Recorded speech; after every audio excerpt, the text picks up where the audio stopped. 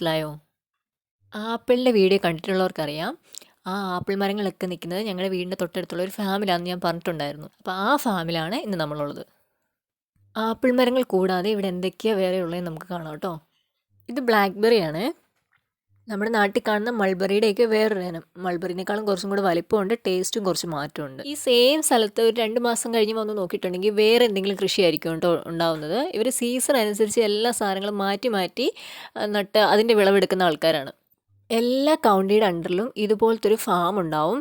ഇതെന്ന് വെച്ചിട്ടുണ്ടെങ്കിൽ ഇവർക്ക് ഗവൺമെൻറ് കൊടുത്തേക്കുന്ന ഒരു ഫാമാണ് കൃഷി ചെയ്യാൻ വേണ്ടിയിട്ട്. അതായത് നമ്മൾ നാട്ടിൽ സ്ഥലം പാട്ടത്തിനെടുത്ത് ചെയ്യത്തില്ലേ, അതുപോലത്തുള്ളൊരു പരിപാടിയാണ് കേട്ടോ ഇത്.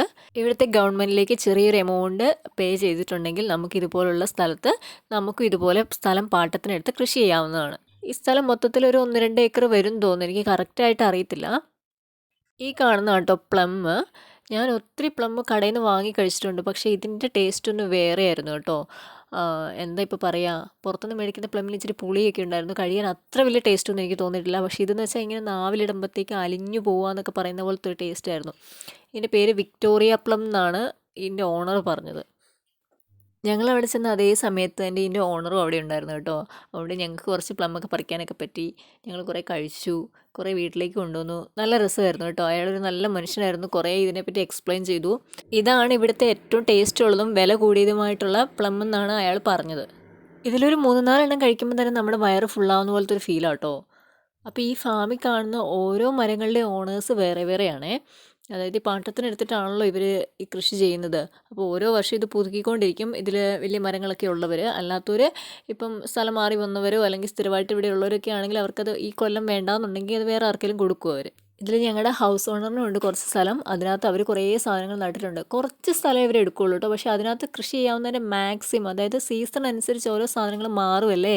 അപ്പോൾ ഇപ്പം സ്ട്രോബെറി ആണുള്ളതെങ്കിൽ പിന്നെ അതിനകത്തോട്ട് വേറെ എന്തെങ്കിലും ബെറീസ് കൊണ്ട് നടും. അങ്ങനെ ഓരോ സീസൺ അനുസരിച്ച് അവർ മാറ്റിക്കൊണ്ടിരിക്കും. ചിലപ്പോൾ ഫ്രൂട്ട്സ് ആയിരിക്കും, ചിലപ്പോൾ വെജിറ്റബിൾസ് ആയിരിക്കും, ചിലപ്പോൾ ഫ്ലവേഴ്സ് ആയിരിക്കും. അങ്ങനെ ഇങ്ങനെ മാറ്റിക്കൊണ്ടിരിക്കും. നമ്മൾ ഇതിനകത്തൂടെ ഓരോ പ്രാവശ്യം നടക്കുമ്പോഴും ഓരോരോ സാധനങ്ങളാണ് കാണാൻ പറ്റുക. ഇതൊരു പിയർ ട്രീ ആണേ. ഇതിൻ്റെ മേലോട്ട് നിറച്ചും കായ്ച്ച് നിൽപ്പുണ്ട്. ഇത് ശരിക്കും പ്രൈവറ്റ് ഏരിയ ആണേ.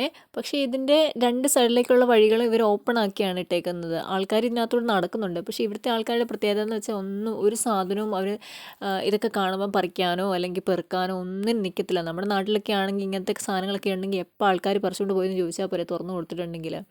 ഇവിടെ അങ്ങനെ ആരും ചെയ്യില്ല. അപ്പം നമുക്കും അങ്ങനെയൊന്നും എടുക്കാൻ തോന്നില്ല കേട്ടോ. എന്തോരം പൊഴിഞ്ഞ് കിടന്നാലും അതൊരു മര്യാദകേടാണ്. നമ്മളും അത് ചോദിക്കാതെ എടുക്കുക എന്ന് പറയുന്നത് ഭയങ്കര മോശം കാര്യമാണ്. നമുക്ക് എന്തോരം ആഗ്രഹം തോന്നിയാലും എനിക്ക് തോന്നാറുണ്ട് ആപ്പിളൊക്കെ ഇങ്ങനെ പൊഴിഞ്ഞ് കിടക്കുന്നത് കാണുമ്പോൾ ദൈവമേ ഒരു 5-6 പെറുക്കിയിട്ട് പോരായിരുന്നു, നമ്മൾ എന്തോരം വില കൊടുത്ത് വാങ്ങിക്കുന്നതെന്നൊക്കെ തോന്നാറുണ്ട്. പക്ഷേ നമ്മളൊരു നാട്ടിൽ ജീവിക്കുമ്പോൾ ആ നാട്ടിലെ മര്യാദ പാലിക്കുക എന്ന് പറയുന്നതാണല്ലോ അതിൻ്റെ ശരി.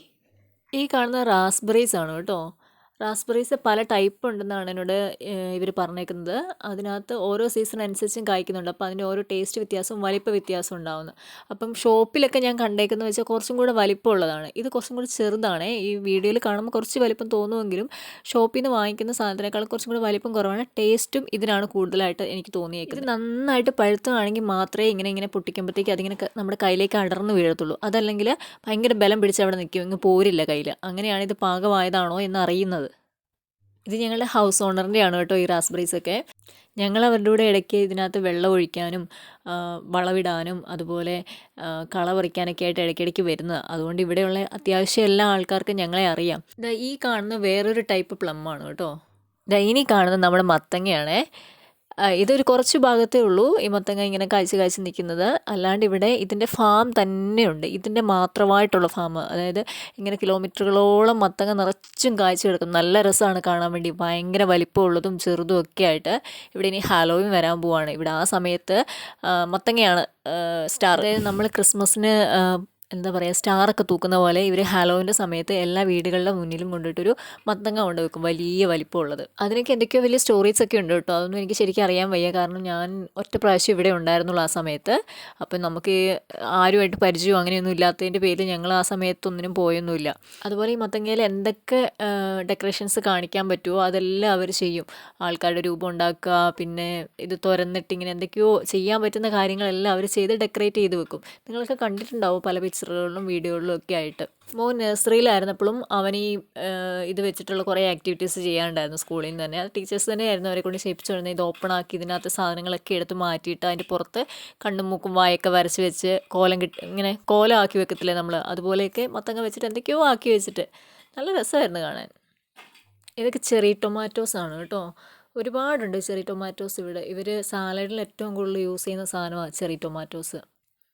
ശരിക്കും പറഞ്ഞാൽ ഇവിടുത്തെ മണ്ണ് അത്ര വളക്കൂറുള്ള മണ്ണല്ലെന്നാണ് ഇവിടെയുള്ളവർ പറയുന്നത്. എന്നിട്ട് ഇവരെന്നാ ചെയ്യുന്നതെന്ന് വെച്ചിട്ടുണ്ടെങ്കിൽ ഇങ്ങനെ ചാക്കിൽ മണ്ണ് മേടിക്കുക ചെയ്യുന്നത്.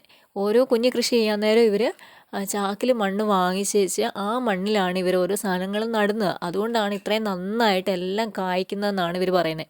അതല്ലാണ്ട് നോർമൽ മണ്ണിൽ കൊണ്ട് നട്ടാൽ അത് ഞാൻ ശരിക്കും ശ്രദ്ധിച്ചിട്ടുണ്ട്, ഒരു കളറില്ലാത്ത ഒരു ജീവനില്ലാത്ത മണ്ണാണ് അത്. പക്ഷേ അതല്ലാണ്ട് ഇവർ എന്തെങ്കിലും നട്ടേക്കുന്ന അവിടുത്തെ മണ്ണ് നോക്കുവാണെങ്കിൽ കുറച്ച് ബ്ലാക്ക് കളറിലുള്ളതാണേ. ആ ചെടികളൊക്കെ വേഗം വളരും. ഈ കാണുന്ന ബ്ലാക്ക്ബെറീസ് ആണ്. ഇതൊരുമാതിരി കാട്ടു ബ്ലാക്ക്ബെറീസ് ആണെന്ന് എനിക്ക് തോന്നുന്നത്. കാരണം ഇത് ഒരുപാട് കാട് പോലെ പിടിച്ച് കിടപ്പുണ്ട്. ഇതാരും പറിക്കാറുമില്ല. ഞാനതൊന്ന് കഴിച്ച് നോക്കിയപ്പോഴത്തേക്കും ഭയങ്കര പുളിയായിരുന്നു. പക്ഷേ മറ്റേ ബ്ലാക്ക്ബെറീസ് നല്ലതാണ്, കഴിക്കാൻ നല്ല ടേസ്റ്റ് ഉണ്ട്. ഇതുണ്ടോ, ഒരുപാടുണ്ട് ഓരോരോ സാധനങ്ങളും കേട്ടോ ഇവിടെ. ഇതിലെനിക്ക് തോന്നിയൊരു നല്ല കാര്യം എന്താണെന്ന് വെച്ചിട്ടുണ്ടെങ്കിൽ, ഇപ്പം നമ്മളെപ്പോലെയുള്ളവർ നമ്മുടെ പാരൻസിനെ ചില സമയത്ത് ഇവിടെ കൊണ്ടുവരാറില്ലേ. അപ്പോൾ അവർ ശരിക്കും പറഞ്ഞിട്ടുണ്ടെങ്കിൽ നമ്മൾ ഈ ഡ്യൂട്ടിക്ക് പോവുകയും ഒക്കെ ചെയ്യുമ്പോൾ എന്തോരം നമ്മൾ ഈ കറങ്ങാൻ പോവുക. അപ്പോൾ അങ്ങനെയൊക്കെ ചെയ്യുന്ന സമയത്ത് അവർക്കൊരു നേരം പോക്കായിട്ട് ഇതുപോലെ കുറച്ച് സ്ഥലം എടുത്ത് കൊടുക്കുകയാണെങ്കിൽ അവർക്ക് അവിടെ ഇഷ്ടമുള്ള സാധനങ്ങളൊക്കെ കൃഷി ചെയ്യാം കേട്ടോ.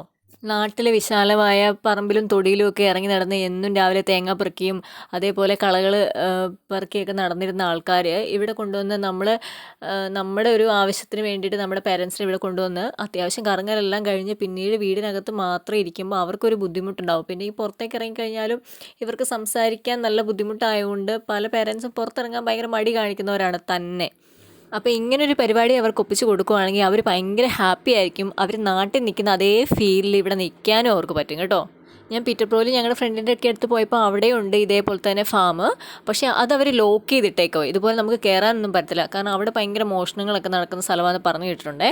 അതുകൊണ്ടായിരിക്കണം അവിടെയൊക്കെ പബ്ലിക്കിനെ അകത്തേക്ക് കയറ്റാതെ. ഇവിടെ പിന്നെ അങ്ങനത്തെ പ്രശ്നങ്ങളൊന്നും ഇല്ലാത്തതുകൊണ്ടായിരിക്കാം ഇവരിങ്ങനെ ഓപ്പൺ ആക്കി ഇട്ടേക്കുന്നത്. ഇതുവരെയും പ്രശ്നങ്ങളൊന്നും ഉണ്ടായിട്ടില്ല. ഇത് നമ്മുടെ കോണാണ് കേട്ടോ, ആയി വരുന്നതേ ഉള്ളൂ. ഇതൊക്കെ ഇവിടെ ഉണ്ടാവുമോ എന്നുള്ളത് എനിക്ക് അറിയത്തില്ല കേട്ടോ. ഞാൻ ആദ്യമായിട്ട് ഇതൊക്കെ കാണുന്നത്. ഇത് നമ്മുടെ ബീൻസാണോ പയറാണോ, എന്തോ ഒരു ടൈപ്പ് പയർ അങ്ങനെ പറയാമല്ലേ. ഈ കാണുന്ന പൂക്കൾ ബൊക്കെ ഉണ്ടാക്കാൻ വേണ്ടി യൂസ് ചെയ്യുന്ന പൂക്കളാണ് കേട്ടോ. ഈ പൂക്കളൊക്കെ വെച്ച് ബൊക്കെ ഉണ്ടാക്കി ഇവിടെ അടുത്തുള്ള ഷോപ്പിലൊക്കെ വിൽക്കുന്ന ആളാണ് ഇതിൻ്റെ ഓണർ. ആ ഓണർ എന്ന് പറഞ്ഞിട്ടുണ്ടെങ്കിൽ ഞങ്ങളുടെ ഹൗസ് ഓണറിൻ്റെ അനിയത്തിയാണ് കേട്ടോ. പുള്ളിക്കാരിയുടേതാണ് ഈ പൂന്തോട്ടം മുഴുവൻ. ഇതിൻ്റെ ഒന്നും പേരെനിക്കറിയത്തില്ല. അവരെന്തൊക്കെയോ വന്നെനിക്ക് പറഞ്ഞു തന്നായിരുന്നു. പക്ഷേ ഉണ്ടല്ലോ, നമുക്ക് ആ കറക്റ്റ് വേർഡ് ക്യാച്ച് ചെയ്യാൻ നല്ല ബുദ്ധിമുട്ടാണ്. അല്ലെ സ്പെല്ലിംഗ് ഒക്കെ ചോദിച്ച് നമ്മളത് ടൈപ്പ് ചെയ്തൊക്കെ എടുക്കണം. കാരണം കേട്ട് പരിചയമില്ലാത്ത പേരുകളാകുമ്പം അത് ഓർത്തിരിക്കാനും പാടാണ്. അവർ പറയുന്ന ആ പ്രൊണൗൺസിയേഷനിൽ നമുക്ക് പ്രൊണൗൺസ് ചെയ്യാനും നല്ല പാടാണ്. നമ്മുടെ നാട്ടിലൊക്കെ കാണുന്ന ഡാലിയ ഒരുപാടുണ്ട് കേട്ടോ ഇതിനകത്ത്. ഇത് ഞാൻ ഡാലിയ അല്ലേ എന്ന് അവരോട് ചോദിച്ചു കഴിഞ്ഞപ്പോൾ അവർ തിരിച്ചൊരു വേർഡ് എന്നോട് പറഞ്ഞു. അത് ഡാലിയ എന്ന് തന്നെ ആയിരുന്നു. പക്ഷെ അത് ഡാലിയ എന്നാണ് അവർ പറയുന്നതെന്ന് മനസ്സിലാക്കാൻ ഒരു 3 പ്രാവശ്യം ഞാൻ റിപ്പീറ്റ് ചെയ്യാമോ എന്ന് ചോദിക്കേണ്ടി വന്നു. UK ഇംഗ്ലീഷിൽ ഇതിനെ പ്രൊണൗൺസ് ചെയ്യുന്നത് ഡേലിയ എന്നും നമ്മൾ ഡാലിയ എന്ന് പറയുന്നത് അമേരിക്കൻ ഇംഗ്ലീഷാണ് കേട്ടോ.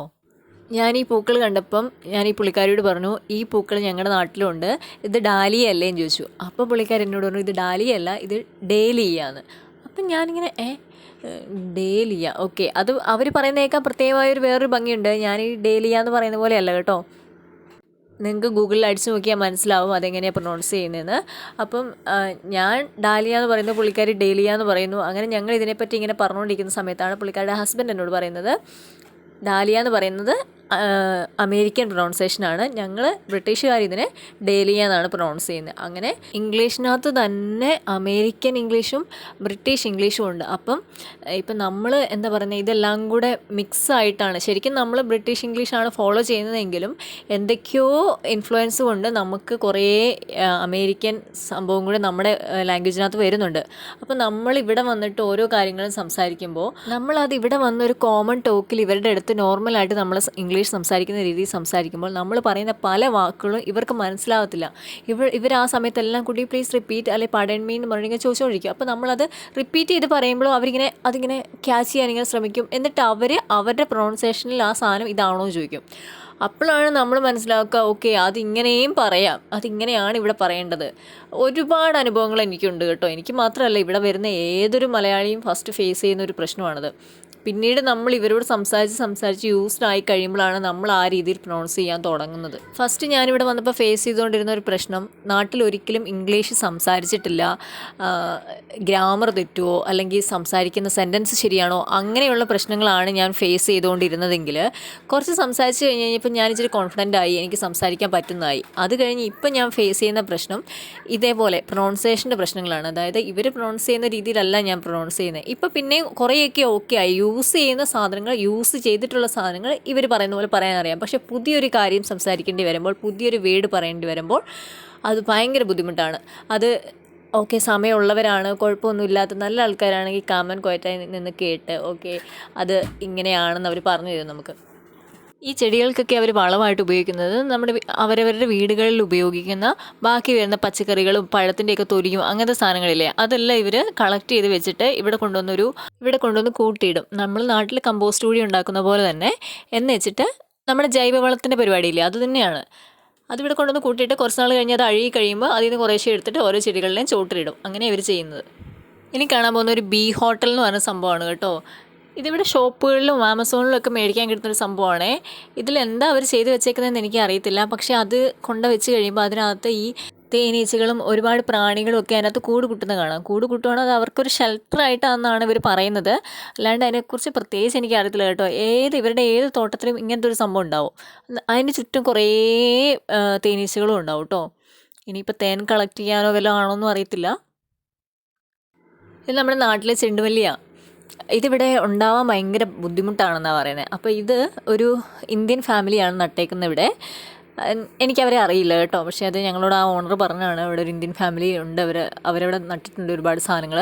അപ്പോൾ ഇവിടെ ഒരു ഫെസ്റ്റിവൽ ഉണ്ടായിരുന്നു. ആ ഫെസ്റ്റിവലിൻ്റെ സമയത്ത് കുറേ മത്സരം ഉണ്ടായിരുന്നു. കേക്ക് ഉണ്ടായിക്കൊണ്ട് ചെല്ലുക, പിന്നെന്താണ് അവനവൻ നട്ടുണ്ടാക്കിയ സാധനങ്ങൾ കൊണ്ടുവന്നിട്ട് അതിലെ ബെസ്റ്റിന് സമ്മാനം, അങ്ങനെയൊക്കെ. അപ്പോൾ അതിൽ ഫസ്റ്റ് പ്രൈസ് കിട്ടിയത് ഈ പുള്ളിക്കാരിക്കായിരുന്നു. പുള്ളിക്കാരി കൊണ്ടുപോയത് ഈ ചെണ്ടുമല്ലികളായിരുന്നു കേട്ടോ. അപ്പം അതിനകത്ത് അവർ എടുത്ത് പറഞ്ഞൊരു കാര്യമായിരുന്നു, ഈ പ്ലാന്റ് ഇവിടെ വളരാൻ ഭയങ്കര ബുദ്ധിമുട്ടാണ്, അത്രയും ടേക്ക് കെയർ ചെയ്താൽ മാത്രമേ ഇതിവിടെ വളരത്തുള്ളൂ. അങ്ങനെ നന്നായിട്ട് ടേക്ക് കെയർ ചെയ്തതിനുള്ളൊരു അവാർഡായിട്ട് അവർക്കായിരുന്നു ഫസ്റ്റ് പ്രൈസ്. പിന്നെ ഇനിയുള്ളത് ലാവൻഡറാണ് കേട്ടോ. ഇത് മുഴുവൻ പോയി ശരിക്കും പറഞ്ഞിട്ടുണ്ടെങ്കിൽ, അതായത് ഇതിൻ്റെ സീസൺ കഴിഞ്ഞു, അവസാനം പൊഴിഞ്ഞതിൻ്റെ ബാക്കിയാണ് ഈ കാണുന്നത്.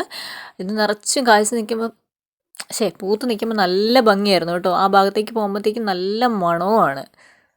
ഇപ്പോഴും ഉണ്ട് ഒരു നനുത്ത മണം. പക്ഷേ ആ ഒരുപാട് പൂക്കളങ്ങ് കായ്ച്ച് നിൽക്കുമ്പോൾ ഉള്ളൊരു സുഗന്ധം എന്തായാലും ഇപ്പോൾ ഇല്ല. ഇതിൽ ഓരോ ചെടികൾക്കും അവർ കൊടുക്കുന്ന പരിപാലനം ഭയങ്കര രസമായിട്ടാണ് കേട്ടോ എനിക്ക് തോന്നിയത്. രസമായിട്ടല്ല, ഭയങ്കര എന്താ പറയുക, നമ്മളിപ്പം പറയത്തില്ല നമ്മുടെ നാട്ടിലാണ് ഭയങ്കര കൃഷി അങ്ങനെ ഇങ്ങനെ എന്നൊക്കെ നമ്മൾ പറയത്തില്ലേ. പക്ഷേ ഇവിടുത്തെ ഓരോ ആൾക്കാരും എന്തോരം കാര്യമായിട്ടാണ് ഓരോ ചെടികളെയും ഓരോ പൂക്കളെയൊക്കെ നോക്കുന്നതെന്നറിയാമോ. എന്തോരം ടൈം അവർ അതിനു വേണ്ടി സ്പെൻഡ് ചെയ്യുന്നുണ്ടെന്ന് ചോദിച്ചിട്ടുണ്ടെങ്കിൽ ഒരു കണക്കില്ല. ഇവർ ജോലി ചെയ്യുന്ന ആൾക്കാരാണ്. പക്ഷേ ആ ജോലി കഴിഞ്ഞ് ബാക്കി വരുന്ന സമയം എന്ന് വെച്ചിട്ടുണ്ടെങ്കിൽ അവർ ഈ തോട്ടങ്ങളിലായിരിക്കും. പിന്നെ ഇവിടെ കൃഷി ചെയ്യുന്നത് അധികവും ഈ റിട്ടയർഡൊക്കെ ആയിട്ട് പ്രായമായ ആൾക്കാരാണ് കേട്ടോ. എനിക്ക് തോന്നുന്നു മിക്കവരും ഒരു 60 വയസ്സിന് മേലോട്ടുള്ളവരാണ്. എന്തോ ഒരു ടൈം അവരിവിടെ വന്ന് ഈ കാടൊക്കെ പറിച്ച് ഓരോ ഉന്തുവണ്ടിയിലും മണ്ണൊക്കെ കൊണ്ടുവന്നിട്ട് വളമൊക്കെ കൊണ്ടുവന്നിട്ട് വെള്ളം കോരി ഒഴിച്ച് എല്ലാ ദിവസവും വൈകുന്നേരം ഇവർ വെള്ളം ഒഴിക്കാൻ വരും ഇവിടെ. വൈകുന്നേരം ആകുമ്പോഴത്തേക്കും നിറച്ചൊരു ആൾക്കൂട്ടമാണേ. അവരവരുടെ സ്ഥലത്ത് എല്ലാവരും ഇങ്ങനെ കളയൊക്കെ പറിച്ച് അവർ കഴിക്കാനുള്ള ഫുഡൊക്കെ കൊണ്ടുവരും ഇവിടെ. എന്നിട്ട് ഇവിടെ ഇടയ്ക്കിടയ്ക്ക് കുറേ ബെഞ്ചൊക്കെ കാണുന്നില്ലേ, അവിടെയൊക്കെ വന്നിരുന്ന് ഫുഡൊക്കെ കഴിച്ച് എല്ലാവരും കൂടെ വർത്താനൊക്കെ പറഞ്ഞ് എൻജോയ് ചെയ്ത് പോകാൻ നേരം എന്താ പറയുക, കൊട്ടകൾ നിറച്ച് ഫ്രൂട്ട്സൊക്കെ പറിച്ചെടുത്തുകൊണ്ട് പോയി. നല്ല രസമാണ് കേട്ടോ കാണാൻ വേണ്ടിയിട്ട്. ഇതിപ്പം എനിക്ക് മൊത്തത്തിൽ കാണിച്ചു തരാൻ എനിക്ക് അറിയത്തില്ല, അങ്ങനെ എനിക്ക് ഷൂട്ട് ചെയ്യാനായിട്ട് പറ്റുന്നുമില്ല. അതുകൊണ്ടാണ് പല പല ഭാഗങ്ങളിൽ പോയെന്ന് ഇങ്ങനെ ജസ്റ്റ് കറങ്ങി ഞാൻ എടുക്കുന്നത്. ഇനിയിപ്പോൾ തണുപ്പാകുമ്പോഴത്തേക്ക് ഇവിടെ പ്രത്യേകിച്ച് കൃഷിയൊന്നും ഉണ്ടാവത്തില്ല കേട്ടോ. തണുപ്പിന് ഇവിടെ ഒന്നും കായ്ക്കാറോ പൂക്കാറോ ഇല്ല.